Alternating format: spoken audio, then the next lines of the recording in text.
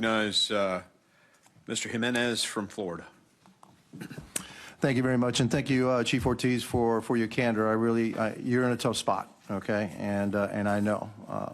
I have a question for you. Supposedly we have 1.3 million getaways that we know of.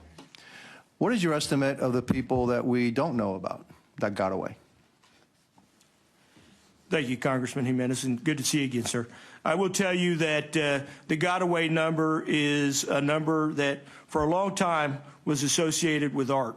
It was our agents out there actually cutting swaths of country and using, footprints as an indicator as to what we were seeing out there. That was our situational awareness.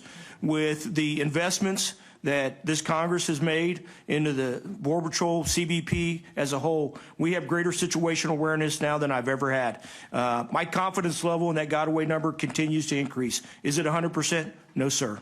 At 385,000 gotaways so far this fiscal year, we continue to refine that number. I've got to do a better job of accounting for the actual encounters. Chief, I have limited time. I just need a number. What percentage of the 1.3 that you know got away, how much more do you think got away that you don't know about? In my estimation, based upon the situational awareness that I have, probably be between 10 and 20%, sir. More? Yes. Okay, thank you. Mr. Kagan, HSI, I equate the chemicals coming from mainly China as being the weapons, and then I equate the cartels as being the soldiers. You spoke a lot about the weapon, trying to stop the flow of the drug or the precursor chemicals, et cetera, et cetera. I didn't hear much about the soldiers, the cartels themselves. What are you doing about the soldiers? Thank you for the question. Good to see you again. The cartels, the TCOs as a whole, we investigate them together. So you're breaking it up separately. We don't break it up separately because one needs the other back and forth. The work that we're doing to go after the cartels in Mexico and push the borders out is definitely done on the ground with our men and women within all of the U.S. government, and our partnerships. One thing that we are strong with is the partnerships with Mexico. I do understand that over the years, different political pressures in different areas swing, but on the ground as HSI working with our partners, we have great partnerships. A huge vetted unit that is very strong. I believe it's just around 60 active criminal investigations on the drug cartels as we speak today, and they're very strong in how they operate. Is that being conducted investigations in Mexico? Are they going to be charged in Mexico? Are they going to be charged in the United States? Where are these soldiers going to be charged? And it depends. It depends on the investigation, the level of the investigation, whether it's the leaders of the cartel, whether it's the henchmen, whatever it may be. It depends on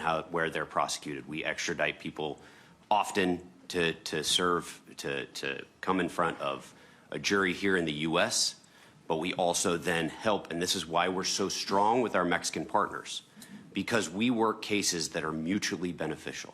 So if they're trying to go after corruption, again, I only have limited time, and I need to get to some points that I want to make. Sorry to cut you off. That's fine, sir. Okay.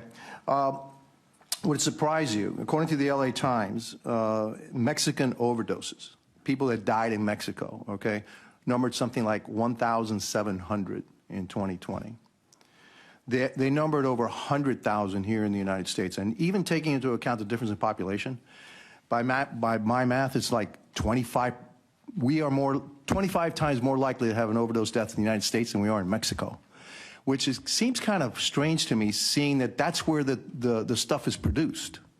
So it's one of two things. Either they're vastly underreporting the overdose deaths in Mexico, which then would make the Mexican people go a little bit, be perturbed at their leadership for not doing something about it, or there's something going on, some kind of unwritten rule that maybe they produce it there and they don't really sell it there, they don't push it there, but they do push it up here. So I'm really disturbed about that. And so these numbers continue to rise. We don't have control of the southern border. The testimony from the chief says that the cartels now control the southern border, many portions of the southern border, and these soldiers are killing 100,000 Americans. And so I'm not sure what it is that you're doing, but whatever you're doing, I don't think it's enough at this point. Sorry. Thank you. My time is up.